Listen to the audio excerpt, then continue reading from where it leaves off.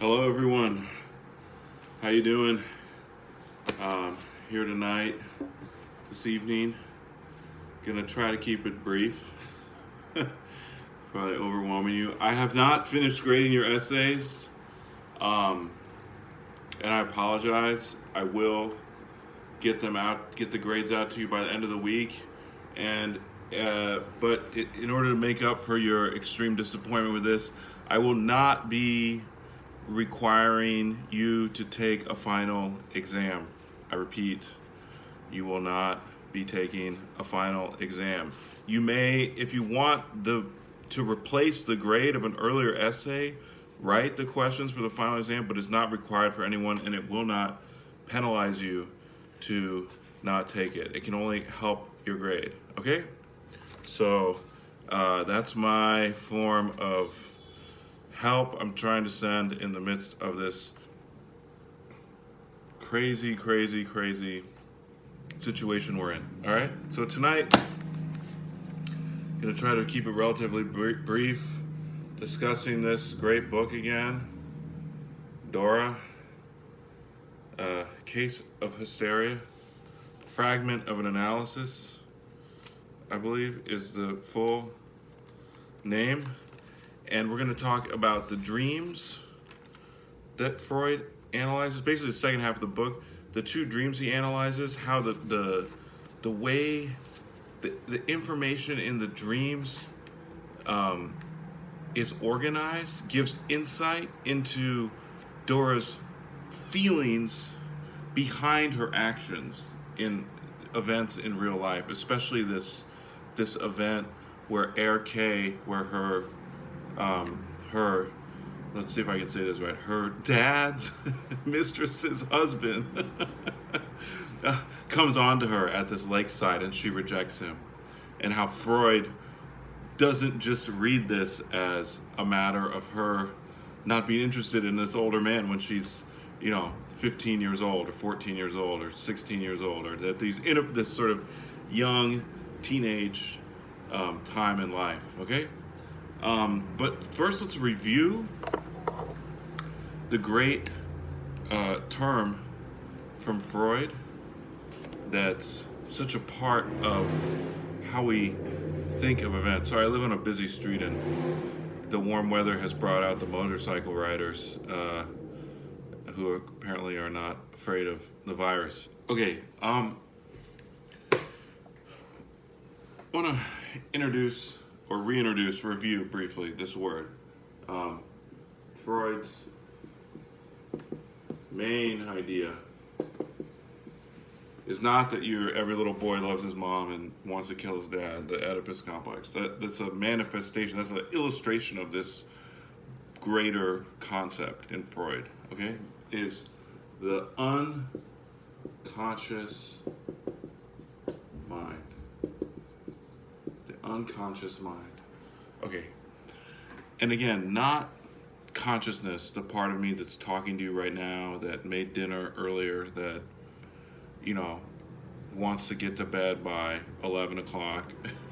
This, that, that can hold a conversation, that can move the car out of the way of danger. Not that part of your mind. Not the part of the mind that, while it's not directly in consciousness at any given moment, can be, the part of me that can draw on my vocabulary and on my memory, right? Tell you like what street I grew up on, what my current address is, what I wore to work a week ago, etc. That, not that conscious or preconscious, but this information that's there, but that you can't access directly, and that also is highly determinate, especially for people who grow sick with neuroses like Dora.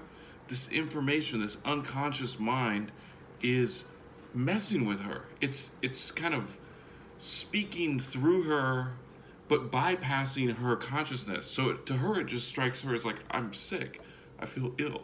Okay, and this is not uncommon in people who have hysterical and neurotic symptoms. Okay, what are the main sources of evidence that we have of the unconscious. Again, this is review. There's 3 that we brought up last week. 1 would be errors, slips of the tongue, temporary forgetting. When you know something, you know it, but right there and then you can't think of it. Okay, temporary forgetting. 2 would be dreams. And again, I'm not going into this too extensively. You can read Freud's essay called The Unconscious if you're really curious about the full extent of the different categories and forms of things. And then 3, love. Especially erotic love, right? Romantic love. Why are you attracted to someone? Why do you love them, and so on? Okay, all 3 of these things are at stake in this patient and in Freud's relationship with her. Okay, in terms of errors, the main type of error you're seeing from Dora is what we call symptoms. Her body is messing up. She doesn't feel good. She can't talk. She coughs all the time. It varies. She has a whole kind of repertoire of options symptomatically to draw on.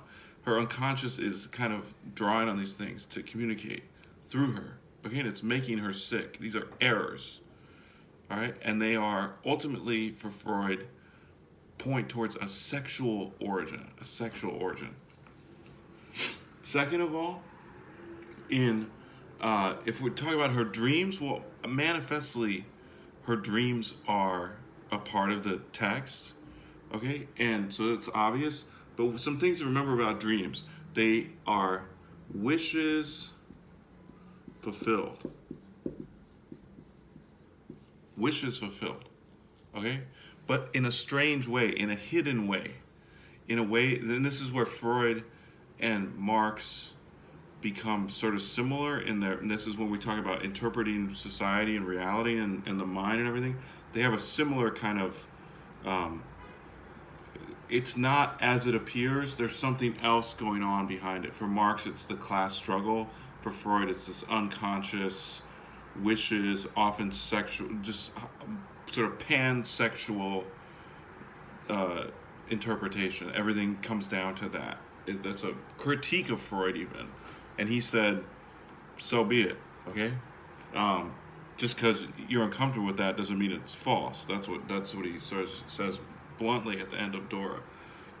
So wishes fulfilled, but often by, again, these will be important things for us, and this is similar to symptoms, by condensation and displacement.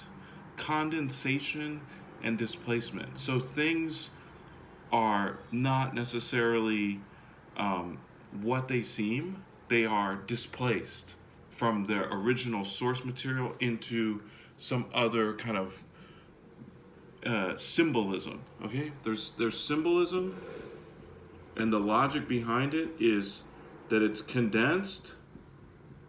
That is, one person in the dream is never just one person in the memories forming the dream and the wishes motivating the formation. That one person is multiple people. They're condensed and they're displaced.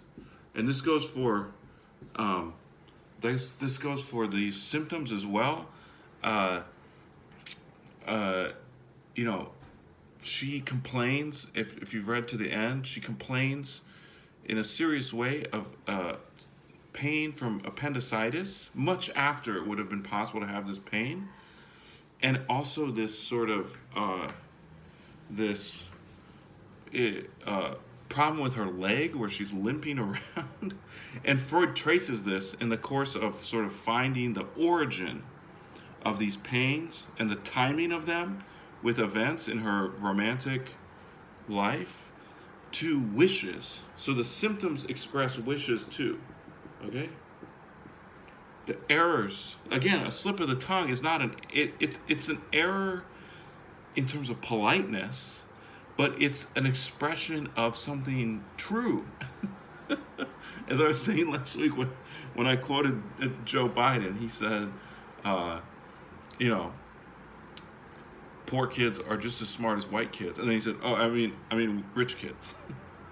But he said something true, which is that race and class go together, and not all the time, but enough that someone like him, when he sees someone who's not white, who's rich, he's probably like, oh, good for them. That's not normal, right? Okay, and then what is going on with love between? Is there love between Freud and Dora? Yes, there is, but the love is not love per se in a direct way. It's mediated by their unconscious, and there's what we call transference. Okay, transference. Freud reminds her. She has these feelings for Freud, but they're not for Freud. They're transferred from her dad, which he obviously recognizes pretty quickly because of the same age and whatever. But then also what he doesn't realize and what fucks him up in the analysis is from RK. And she breaks up with Freud as a sort of acting out of the same, repeating her past where she broke it off with RK. And then Freud, of course, has the countertransference, which he doesn't really cop to, and he doesn't mention in this text, but you'll see when we read, I'm always doing this, I'm always having this problem. Countertransference is who does the patient remind the analyst of, and what feelings are being awakened in the analyst from his past. Well, it's pretty clear, I'm sorry I didn't bring this, I went over like a bunch of possibilities, but I forgot to mention the main one, which is that Freud gives her, the name he gives her, the pseudonym, her real name is Ida Bauer, the pseudonym he gives her, Dora, is the name that his sister's governess took when they were kids. The sister had, and Freud's sister and her governess had the same name, so when the governess came to work for them, she said, no, call me Dora. So it's pretty clear that occurs to him right away, is that that's who it reminds him. This kind of young woman in his past, probably he may have been attracted to. You never know, but I would be guessing yes.